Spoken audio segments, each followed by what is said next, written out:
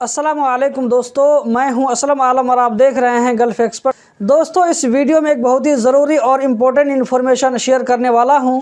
आप में से बहुत सारे लोग पूछते हैं कि असलम भाई, कंपनी ने मुझे आईडी कैंसिल किए बिना मुझे घर भेज दिया, तो क्या मेरा नया वीज़ा इशू होगा या नहीं होगा। तो इस वीडियो में आप लोगों को प्रूफ के साथ दिखाने वाला हूँ कि ऐसे लोगों का वीज़ा इशू हुआ है या नहीं हुआ है, और ऐसे लोगों का वीज़ा इशू होगा या नहीं होगा।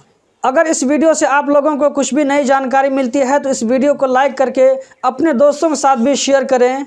अगर पहली बार इस चैनल पर आए हैं तो चैनल को सब्सक्राइब कर लें ताकि नेक्स्ट टाइम आपको इसी तरह की वीडियो मिलती रहे। तो दोस्तों, मैं चलता हूं लैपटॉप की स्क्रीन पर। यहां पर मैं गूगल में MOI कतर लिखता हूं और एंटर करता हूं। उसके बाद यहां पर क्लिक करता हूं। उसके बाद नीचे में आप देख सकते हैं अदर इंक्वायरीज है, इस पर क्लिक करते हैं। इसके बाद ऑफिशियल डॉक्यूमेंट पर क्लिक करते हैं। यहाँ पर हम पासपोर्ट नंबर वाला ऑप्शन चूज़ कर लेते हैं और यहाँ पर पासपोर्ट नंबर लिखते हैं। कंट्री चूज़ करने के बाद नीचे का कोड नंबर लिखते हैं। उसके बाद सबमिट पर क्लिक करते हैं। यहाँ पर आप आईडी नंबर देख सकते हैं जिसको मैंने सिक्योरिटी रीजन से हाइड कर दिया है। इसके नीचे में आपको कतर आईडी कार्ड का एक्सपायरी डेट नज़र आ रहा होगा। इसी के साथ साथ यहाँ पर आपको पासपोर्ट का एक्सपायरी डेट भी शो कर रहा होगा। दोस्तों, ये सारी चीज़ दिखाने का मतलब ये है कि इस बंदे का कतर आईडी एक्सपायर हो चुका है।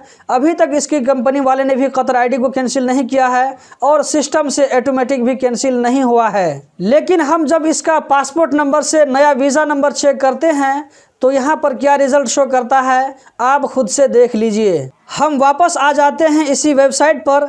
यहाँ पर वीज़ा सर्विस शो कर रहा है। हम यहाँ पर क्लिक करते हैं। उसके बाद वीज़ा इंक्वायरी एंड प्रिंटिंग पर क्लिक करते हैं। यहाँ पर हम पासपोर्ट नंबर से वीज़ा चेक करने का ऑप्शन सेलेक्ट करते हैं। पासपोर्ट नंबर लिखने के बाद नीचे में नेशनलिटी सेलेक्ट करते हैं। नेशनलिटी के नीचे में आपको कोड नज़र आ रहा होगा, इस कोड को हम यहाँ पर लिखते हैं। इसके बाद सबमिट पर क्लिक करते हैं। रिजल्ट आपके सामने में है। इस आदमी का कतर का वीज़ा निकल चुका है, लेकिन इसका पुराना कतर आईडी कैंसिल नहीं हुआ है। इस आदमी का कतर वीज़ा सेंटर में कुछ दिनों पहले मेडिकल हुआ, फिंगर हुआ और अभी इसका वीज़ा भी प्रिंट हो चुका है।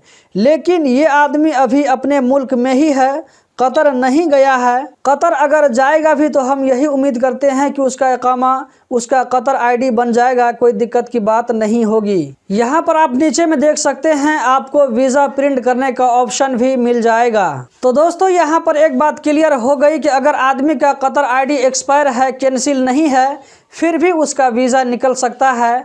जैसा कि मैंने खुद भी 2 आदमियों का वीज़ा निकाला था 2020 के शुरू में जब मैं कतर में था। दोस्तों, आने वाली फिर किसी वीडियो में आप लोगों को इस भाई के बारे में बताऊंगा कि कतर जाने के बाद इस भाई को कतर का आईडी लगाने में, नया इकामा बनाने में कोई दिक्कत तो होती है या नहीं होती है। इस चीज़ को मैं आने वाली वीडियो में ज़रूर शेयर करूंगा जब ये भाई कतर चले जाएंगे। तो आप में से जो लोग परेशान हैं कि मेरा कतर का आईडी कैंसिल नहीं है, एक्सपायर है, लेकिन मेरा वीज़ा निकलेगा या नहीं निकलेगा, अगर उसको ये डाउट है तो उम्मीद करता हूँ कि इस वीडियो से ऐसे भाइयों का डाउट क्लियर हो गया होगा।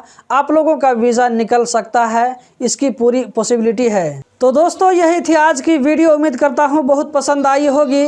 कतर के बारे में रोज़ाना इसी तरह की इन्फॉर्मेटिव वीडियो देखते रहने के लिए चैनल को सब्सक्राइब करें। इस वीडियो को लाइक करके अपने दोस्तों के साथ भी शेयर करें। इस वीडियो को देखने का बहुत बहुत शुक्रिया।